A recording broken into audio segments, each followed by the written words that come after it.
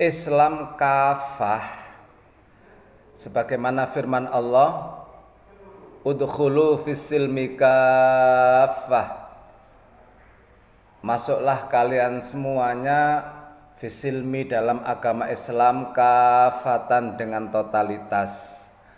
Artinya kita menjalankan syariat Islam, dan yang dimaksud kafah di sini adalah menghormati perbedaan agama.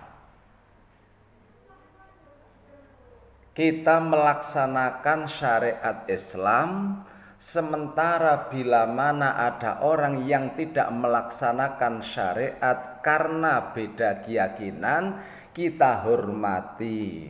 Inilah bagian makna dari Islam kafah. Ibu bapak sekalian, kita urut ya dari awal. Adanya perbedaan, entah beda agama, beda keyakinan, beda apa lagi? Beda bahasa, beda suku, beda negara. Itu tidak ada lain agar kita lita'arofu, saling mengenal, saling mengisi, saling memberi, take and give. Sebagaimana firman Allah, ya ayyuhan nas inna khalaqnakum min dzakari wa untha wa ja'alnakum syu'uban wa qabaila lita'arofu. Allah memang sudah menjadikan manusia itu berbeda-beda, berbendera macam-macam. Tujuannya apa? Lita'arofu, agar kita ini saling mengenal. Dengan perbedaan itu kita bisa interaksi, sehingga perbedaan itu adalah natural of law, hukum alam, atau bahasa santrinya sunnatullah. Ini yang harus kita ugemi, ibu bapak sekalian. Islam moderat itu kan aslinya sudah diajarkan Wali Songo tempo dulu. Dalam awal dakwahnya, beliau berdakwah di Pulau Jawa, nawaitu dakwah, namun beliau tidak membawa bendera agama. Wali-wali Songo yang datang di Pulau Jawa khususnya tidak membawa syariat Islam, walaupun misinya dakwah. Bagaimana caranya? Beliau rawuh di Pulau Jawa, berkolaborasi dengan budaya setempat, manunggal dengan budaya setempat. Akhirnya step by step budaya itu kontennya dirubah, isinya dirubah sesuai dengan syariat Islam pelan-pelan. Ini kan sudah diajarkan Wali Songo betapa pentingnya Islam moderat. Untuk membuktikan, ibu bapak, Sunan Kudus tempo dulu pernah mengharamkan umat Islam makan daging sapi.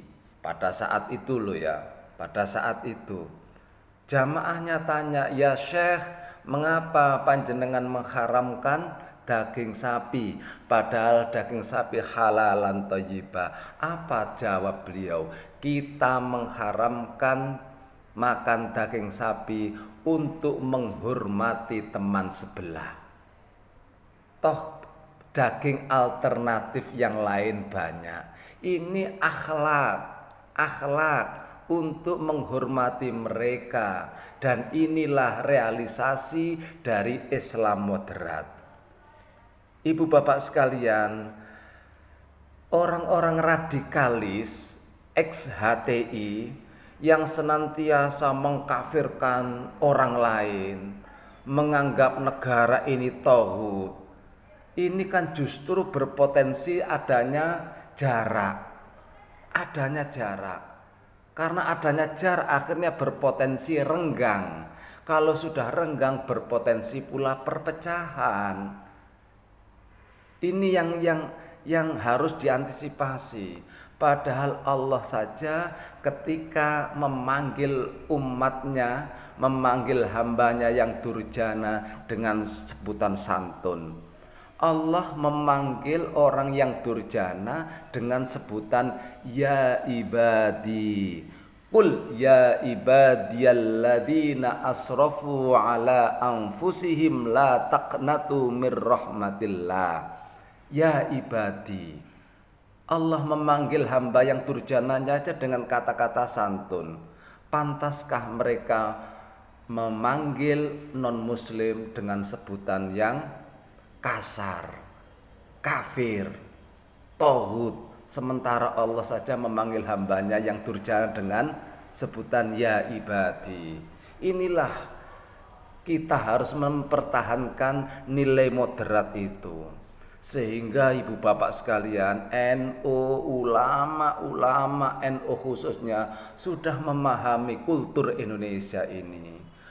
Agar kita ini bersatu, jauh dari konflik, kita harus menghargai perbedaan, menghormati perbedaan. Kalau sudah demikian, maka negara ini bisa jaya dan bersatu. Ironis memang ibu bapak sekalian, ironis ini. Banyak negara yang berguru ke Indonesia. Kok iso yo Indonesia itu damai? Kok iso yo Indonesia itu damai? Padahal di situ bermacam agama, bermacam suku, bermacam kepulauan, bermacam budaya, bermacam-macam serba beda, tapi kok bisa manunggal, bersanding mesra dengan kelompok yang lain. Ini sedang dikaji oleh orang-orang negara lain. Banyak yang berguru di Indonesia, tapi ironisnya orang Islam sendiri yang ada di Indonesia tidak kerasan dengan sistem Islam modern ini. Ibu bapak sekalian, inilah yang tidak habis pikir ini. Oleh karena itu, sekali lagi, Islam kafah, bukan Islam yang hanya menjalankan syariat saja, tetapi yang dimaksud Islam kafah adalah Islam yang berakhlakul karimah dengan mereka, santun dengan mereka.